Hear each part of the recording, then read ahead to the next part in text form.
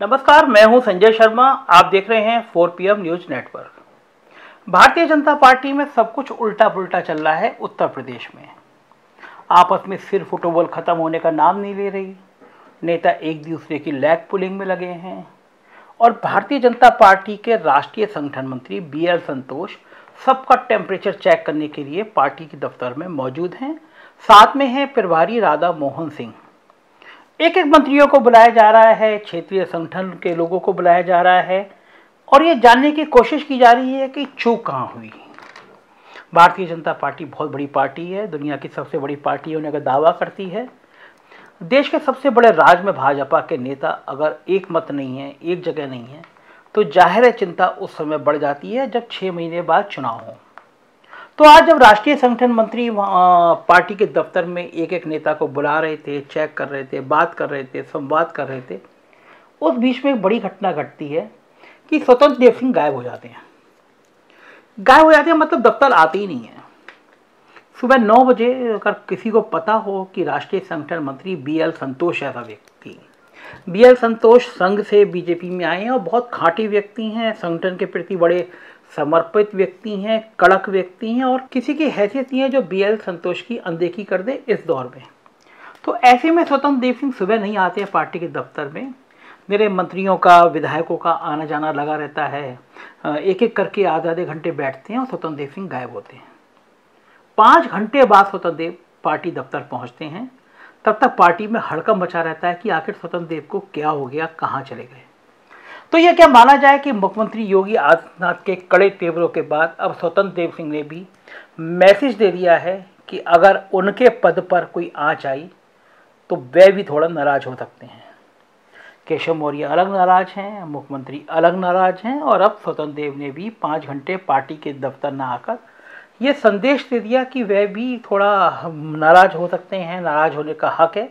हालांकि स्वतंत्र देव सिंह संगठन के आदमी हैं, वह बचपन से, युवावस्था से उन्होंने बहुत शून्य से शुरू होकर वो प्रदेश अध्यक्ष तक आए हैं। लोकसभा चुनाव में उन्होंने जो मेहनत की थी उसका नतीजा उनको प्रदेश अध्यक्ष के रूप में मिला। लेकिन जब वो प्रदेश अध्यक्ष बन गए तो वो मुख्यमंत्री खेमे में चले गए। अब आप मुझसे कहेंगे कि मैं ये खेमा शब्द क्यों यूज कर रहा हूँ। तो बीजेपी कितना भी दावा करे कि हम एक हैं, हमारे नेता एक हैं, हमारी विचारधारा एक है, हमारे यहाँ कोई खेमाबंदी नहीं है, मगर हकीकत इससे कहीं जुदा है। सालों से प्रदेश में एक मुख्यमंत्री का खेमा और एक सुनील बंसल का खेमा, ये 2 खेमे बने हुए हैं। सुनील बंसल संगठन के आदमी हैं, संगठन का काम करते हैं, लेकिन मुख्यमंत्री के आसपास रहने वाले कुछ लोग लगातार सुनील बंसल के खिलाफ लॉबिंग में जुटे रहते हैं और इसका नुकसान भी बीजेपी को उठाना पड़ा है। पिछले दिनों में भी जिस समय वो प्रदेश अध्यक्ष बने, सुना जाता उस समय सुनील बंसल की बहुत पड़ती थी स्वतंत्र देव की, लेकिन धीरे धीरे स्वतंत्र देव की लाइन जो है वो मुख्यमंत्री की तरफ मुड़ गई और ये माना जाने लगा कि वह सुनील बंसल की उपेक्षा करके मुख्यमंत्री के करीब हो गए हैं। ऐसे में केशव मौर्य का नाम प्रदेश अध्यक्ष के लिए चला तो स्वतंत्र देव परेशान हो गए। उनको समझ में नहीं आया, क्योंकि आज से 2 दिन पहले ये हालात बन रहे थे कि मुख्यमंत्री के लिए कुछ परेशानियां पैदा होने वाली थी।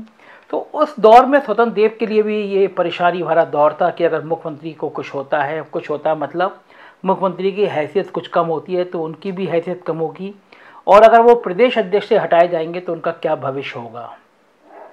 कल जो फीडबैक लिया गया मंत्रियों का वो बहुत खतरनाक था। लगभग एक बात बड़ी सामने आ रही थी कि कहीं ना कहीं उत्तर प्रदेश की नौकरशाही ने पार्टी को बर्बाद कर दिया है।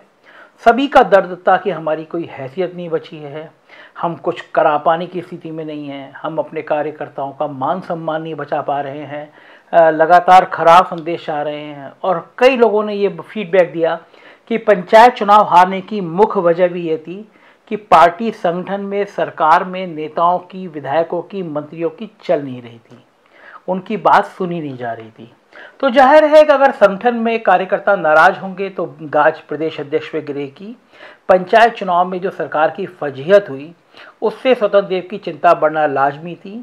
95 के बाद यह पहला मौका था कि कोई रूलिंग पार्टी पंचायत चुनाव में इतनी बुरी तरह हारी हो। तो निगाहें सबकी स्वतंत्र देव पे थी और ये भी बड़ा सवाल था कि अब स्वतंत्र देव का क्या होगा।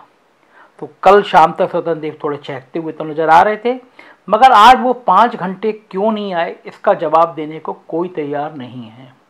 बीजेपी के कार्यकर्ता व्यक्तिगत बातचीत में मुझसे कहते हैं कि ये उनके लिए बड़ी हैरानी करने वाली बात थी, ये बड़ी अचंभित करने वाली बात थी कि बीजेपी का राष्ट्रीय संगठन मंत्री बीजेपी के दफ्तर में मौजूद है, यूपी का प्रभारी राधा मोहन सिंह बीजेपी के दफ्तर में मौजूद हैं और स्वतंत्र देव गायब हैं।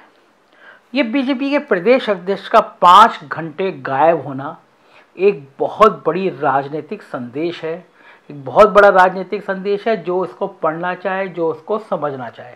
और देखिए, राजनीति में लड़ाइयाँ नहीं होती, राजनीति में अपनी बॉडी लैंग्वेज से, अपनी क्रियाकलापों से, अपनी बातचीत से कुछ इशारे किए जाते हैं।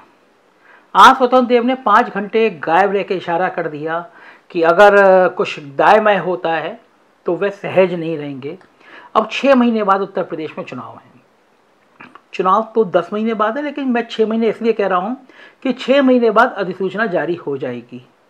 ऐसे में जब 6 महीने बचे हैं, तब बीजेपी के प्रदेश अध्यक्ष का इस तरह 5 घंटे मुंह फुला लेना पार्टी के लिए बहुत बड़ा संदेश है। मतलब मैं चेतावनी कह सकता हूँ इसको, कि ये चेतावनी है कि आप उत्तर प्रदेश के जो बड़े नेता हैं, आप उनकी अनदेखी नहीं कर सकते, उनको ऐसे ही नहीं छोड़ सकते।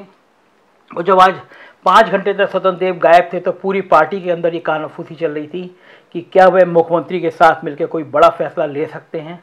आखिर कहाँ है स्वतंत्र देव, मुख्यमंत्री जी के पास हैं या नहीं है। और कुछ लोग जगह तो उनकी तलाश भी शुरू हो रही थी कुछ समय के लिए कि वो क्या कारण था कि वह 5 घंटे नहीं आए। तो जाहिर है, भारतीय जनता पार्टी के अंदर जो शीत युद्ध चल रहा है, जो ये खेमेबाजी चल रही है, वो कहीं ना कहीं परेशानी खड़ा कर रही है शीर्ष नेतृत्व को भी, उत्तर प्रदेश के नेतृत्व को भी, पार्टी के लिए भी। और पार्टी का कार्यकर्ता, पार्टी का विधायक, पार्टी के संगठन से जुड़े लोग समझ नहीं पा रहे हैं कि जो समय आ गया है युद्ध में सेना तैनात करके, तैयार करके युद्ध में जाने के लिए, वहाँ पे सेनापति गायब है, सेना आपस में लड़ रही है, तो किस तरह से जाएंगे। अभी तक तो वो विपक्ष को कमज़ोर समझ रहे थे, मगर पंचायत चुनाव ने सारी धारणाएं ख़त्म कर दी। जिस तरह से एक तरफा अब समाजवादी पार्टी जीती है, भाजपा के खेमे में चिंता बढ़ना स्वाभाविक है। कोरोना काल में सरकार पूरी तरह फेल नजर आई, पूरी तरह से विफल नजर आई। हाहाकार मचा रहा गाँव में, लाशों के ढेर लग गए, ना ऑक्सीजन थी, ना दवा थी, ना वेंटिलेटर था। ऐसे में अगर इन हालातों में गांव के लोग, ग्रामीण लोग वैसे ही नाराज हैं, उस पर भी अगर संगठन के लोग, सरकार के लोग लड़ेंगे, आपस में एकजुटता का संदेश नहीं देंगे, तो बहुत गंभीर स्थिति पैदा होगी। किसी को समझ नहीं आ रहा कि आखिर ये जो हालात बन रहे हैं, इससे निपटे कैसे। ये कोई मामूली घटना नहीं है, और मेरे ख्याल से ये भारतीय जनता पार्टी के 20 साल के इतिहास में ऐसा कभी नहीं हुआ होगा कि राष्ट्रीय संगठन मंत्री, राष्ट्रीय स्तर का कोई नेता पार्टी दफ्तर में आए और पार्टी का प्रदेश अध्यक्ष 5 घंटे गायब हो जाए।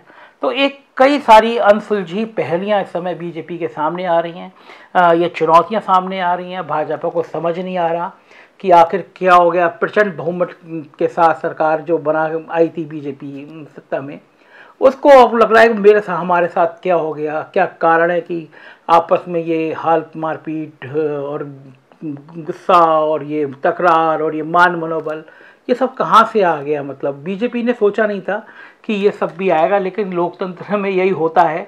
पॉलिटिकल पार्टियां जब अपने रास्ते से भटकती हैं और जब अहंकार पैदा होता है, तो उसका नतीजा यही है। और उत्तर प्रदेश की भाजपा, ये यकीन मान के चलिए, भाजपा की जो आज हालत हो रही है आपस में लड़ाई का, उसका सबसे बड़ा कारण अहंकार है। अहंकार ने उत्तर प्रदेश में भाजपा नेताओं के बीच संवादहीनता ला दी। जो नेता अहंकारी होता है, उसका राजनेतृत्व, उसका पार्टी कभी चलती नहीं है। उत्तर प्रदेश के नेताओं के बीच में जो अहंकार आया, उसने ये हालत पैदा कर दी कि आज राष्ट्रीय संगठन मंत्री यहाँ टेम्परेचर चेक कर रहे हैं बीजेपी का, और बीजेपी का टेम्परेचर लगातार बढ़ता जा रहा है। बड़ा दिलचस्प होगा कि या कल या परसों में क्या क्या नए गुल खुलेंगे बीजेपी में। तो देखते रहिए आप 4P news network. Thank you.